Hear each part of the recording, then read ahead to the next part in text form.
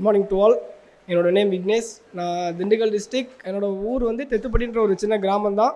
நான் BSc BEd முடிச்சிருக்கேன். MSc இப்போ கரஸில் பண்ணிகிட்ருக்கேன். மேஜர் வந்து ஃபிசிக்ஸ் முடிச்சிருக்கேன். காலேஜ் வந்து காந்திகிராம் யூனிவர்சிட்டியில் படித்தேன். இப்போ எம்எஸ்சி வந்து பாரதிதாசன் யூனிவர்சிட்டியில் பண்ணிகிட்ருக்கேன். நான் அடுத்த மாதத்தோடு எனக்கு எம்எஸ்சி முடியுது. நான் வந்து ஃபஸ்ட்டு சொல்லப்போனால் இங்கே வர்றதுக்கு ஒரு நாள் முன்னாடி தான் எங்கள் அம்மாட்ட சொன்னேன், எனக்கு இது மாதிரி சுரேஷ் அகாடமியில் படிக்க போகிறேன், எனக்கு ஒரு 15,000 பணம் வேணும் அப்படின்னு. அடுத்து கொஞ்சம் கூட யோசிக்காமல் எங்கள் அம்மா ரெடி பண்ணி கொடுத்தாங்க.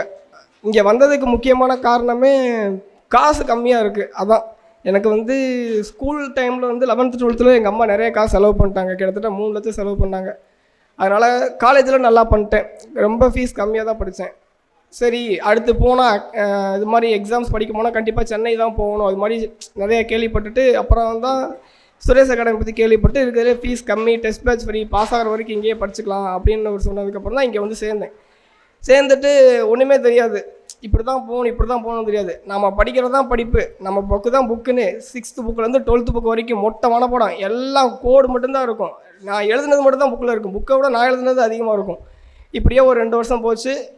கரெக்டாக கோவிட் டைமில் தான் நான் இங்கே வந்தேன். 2020 நவம்பர் 1 கரெக்டாக இங்கே வந்தேன். 2 வருஷம் எக்ஸாமே வரல. அப்புறம் சுரேஷ் டெஸ்ட்டு ஒரு டெஸ்ட் கூட மிஸ் பண்ண மாட்டேன். எல்லா டெஸ்ட்டும் கண்டிப்பாக போயிடுவேன். அப்படி போயிட்டுருக்கப்போ தான் குரூப் 2 நோட்டிஃபிகேஷன் வந்துச்சு. ப்ரிலிம்ஸ் டெஸ்ட்டு எழுதினேன். ஓரளவு டீசெண்டாக தான் போயிட்டு இருந்துச்சு. ஃபுல் டெஸ்ட் வரும்போது ஒரு டெஸ்ட்டில் கூட 120 தாண்டல மார்க்கு. வந்து கொஸ்டினை கிழிச்சு விட்டேறிடுது. என்னடா அகாடமி இது, நான் படிக்கிற ஒன்றுமே வரமாட்டேங்குது, இவ்வளோ கஷ்டமாக இருக்குன்னு அழுது புலம்பி சரி அப்புறம் தான் கொஞ்சம் கொஞ்சமாக புரிய ஆரம்பித்தது. இங்கே வைக்கிற டெஸ்ட்டில் இருக்க எல்லா கொஸ்டினும் எக்ஸாமில் வரணுன்ற அவசியம் கிடையாது. நம்மளை ஜஸ்ட் இங்கே ட்ரெயின் தான் பண்ணுறாங்க. இங்கே வர்றதுக்கு அவங்க ஒன்றும் பொறுப்பாக முடியாது. நீங்கள் தான் கரெக்டாக படிக்கணும்.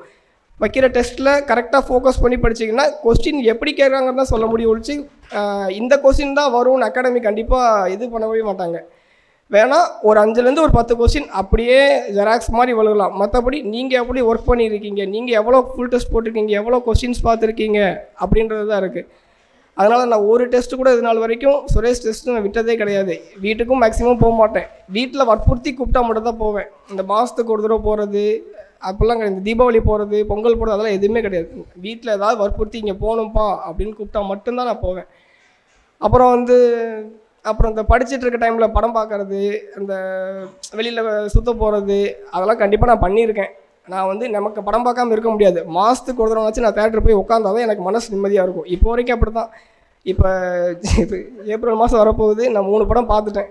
கண்டிப்பாக பாருங்கள். எக்ஸ்ட்ரா வேறு எதாவது பண்ணுங்கள், புக்கு படிங்க, வெளியே போய் சுற்றுங்க. அது மாதிரி நான் வருஷத்துக்கு ஒரு ட்ரிப்பு போயிடுவேன். சொந்தமாக காசு சேர்த்து வச்சு அப்படி இப்படி பிடிச்சி போயிடுவேன். ஸோ படிச்சுட்டே இருக்காதீங்க, இடையில இது மாதிரி பண்ணுங்கள். ஏன்னா வயசு ஆக ஆக எனக்கு இப்போ கரெக்டாக 25 ஆகுது ஏஜ். முடிச்சு பார்த்தோம்னா ஒன்றுமே பண்ணியிருக்க மாட்டோம். அந்த 19 20 வயசுலேருந்து 5 வயசு வரைக்கும் ஒன்றுமே பண்ணிக்க மாட்டோம். படிப்புன்னு அப்புறம் அந்த லைஃபுக்கு அப்புறம் பின்ன கிடைக்காது. 2 வருஷத்தில் கல்யாணம் ஆகிடும், ஒன்றுமே பண்ண முடியாது, ஃபேமிலிக்காக ஓடணும். அப்புறம் உனக்காக நீங்கள் எப்போ ஓடுவேன் அப்படின்னு யோசிச்சு பார்க்கும்போது ஸோ இப்போ கிடைக்கிற டைமில் படிங்க. ஒரு 80% படிங்க, 20% என்ஜாய் பண்ணிக்கோங்க. அடுத்து கண்டிப்பாக நான் அகாடமிக்கு நிறையா கடமைப்பட்டிருக்கேன். டெஸ்ட் பேட்ச் தான் நான் இங்கே நிற்கிறதுக்கான முக்கிய காரணமே. அதுவும் எனக்கு 2022 23 கட்டத்தில் தான் தெரிய வந்தது. டெஸ்ட்டு தான் முக்கியம். எங்கள் ரூமில் ஒரு அண்ணி டெஸ்ட்டு போட்டுக்கிட்டே இருப்பார். 2022 குரூப் 4 அவர் பாஸ் பண்ணி போனார். நாங்களாம் சிரிப்போம், என்னடா அவர் படிக்காமல் டெஸ்ட்டாக போட்டுட்ருக்காருன்னு. அப்புறம் 23 தான் அதோட வெளிப்பாடு எனக்கு தெரிய வந்தது. அதுக்கப்புறம் நான் டெஸ்ட் மட்டும்தான் போட்டேன். ஏன்னா நான் கிட்டத்தட்ட நான் 2.5 வருஷம் படிச்சிட்டேன். விட்டால் இன்னும் 2 வருஷம் படிச்சுட்டே இருந்திருப்பேன். அப்புறம் அந்த அண்ணனை பார்த்து தான் டெஸ்ட் போட ஆரம்பித்தேன்.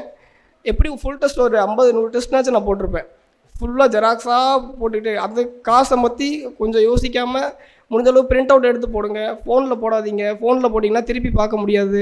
ஸோ பிரிண்ட் அவுட் எடுத்து என்ன மிஸ்டேக் பண்ணுறோமோ நோட் பண்ணி வச்சுக்கோங்க. சும்மா போர் அடிக்கிற டைமில் எடுத்து ரிவைஸ் பண்ணி பாருங்கள்.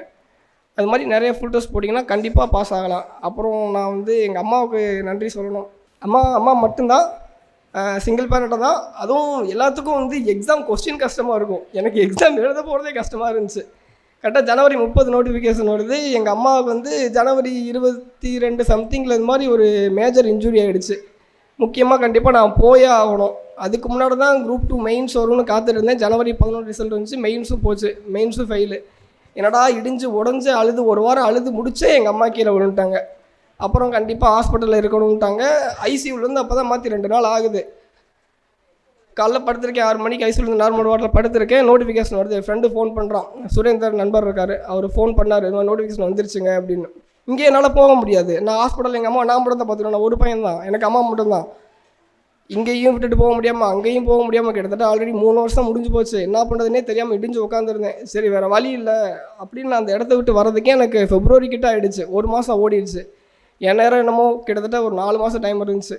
அப்புறம் அங்கே அதுக்கும் நான் வரதுக்கு பல போராட்டங்கள். என்னால் அவ்வளோ சீக்கிரத்தில் வீட்டிலேருந்து விட மாட்டாங்க. நீ தான் பார்க்கணும், நீ போய்ட்டால் வேறு யார் பார்ப்பான்னு கேட்பாங்க. சரி வழி இல்லை, நான் கெஞ்சி கூத்தாடி, அதுவும் காசு வேறு இருக்காது. அம்மா 100 நாள் வேலைக்கு தான் போயிட்டுருக்காங்க. அதனால் அந்த 8 மாதம் படுத்துட்டாங்கல்ல, அப்போ காசு வராது. அதாவது இந்த ஹாஸ்பிட்டல் படுத்திருந்தா, உட முடியாமல் படுத்திருந்தா பார்க்க வரப்போ காசு கொடுப்பாங்கல்ல, அந்த மாதிரி அந்த காசை வச்சு தான் படிக்க வந்தேன். ஒரு 8500 ரூபா, ஒரு 4 மாதத்துக்கு அந்த 8500 ரூபா. அப்புறம் அதை வச்சு தான் படித்து வந்தேன். அப்புறம் கண்டிப்பாக எங்கள் சித்திக்கு நான் ரொம்ப நன்றி சொல்லி ஆகணும். அவங்க இல்லைன்னா இந்த இடத்துல நான் நிற்கவே முடியாது. உதவின்னு கேட்காம பண்ணுற ஒரே ஆள் எங்கள் சித்தி மட்டும் தான், எங்கள் அம்மாவுக்கு அப்புறம். அவங்களும் இங்கே தான் இருக்காங்க. அப்புறம் கண்டிப்பாக என் ஃப்ரெண்ட்ஸுக்கு நான் தேங்க்ஸ் சொல்லி ஆகணும். சுரேந்தர், பூபாலன், மனோராஜ், விஷ்ணு, இவங்கெல்லாம் இல்லைன்னா இந்த இடத்துல நான் இல்லவே இல்லை. நான் 0 இவ்வளோ இல்லைன்னா. ஒரே ஒரு விஷயந்தான். இத்தனை இங்கே வர 100 பேர் 1000 பேர் வரீங்க.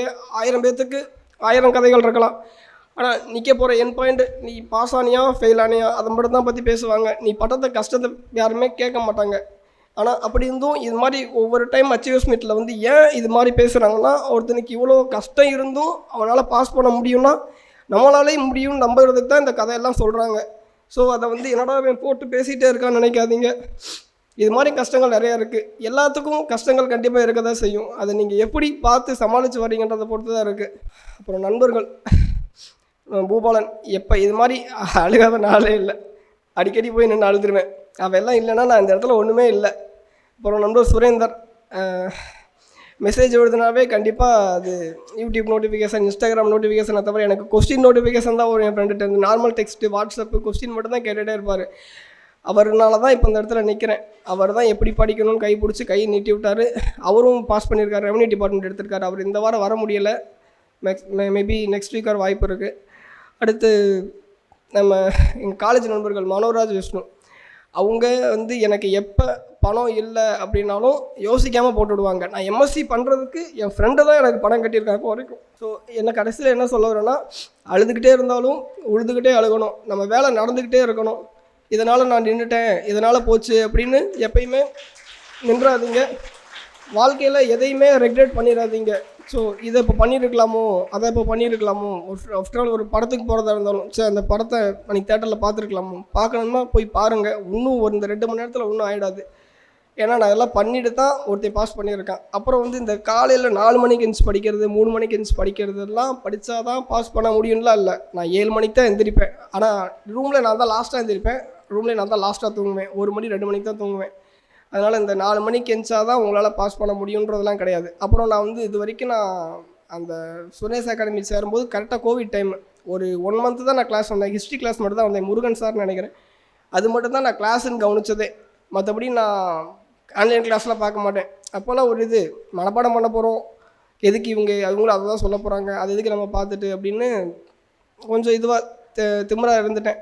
அதுக்கப்புறம் தான் புரியுது, அகாடமி நம்மளை கை பிடிச்சி கூப்பிட்டு போவாங்க. கொஞ்சம் அகாடமி நம்புங்க, வைக்கிற டெஸ்ட்டை எதையும் மிஸ் பண்ணாதீங்க. அவ்வளோதான். தேங்க்யூ. சுரேஷ் IAS அகாடமி, வெற்றியின் முகவரி.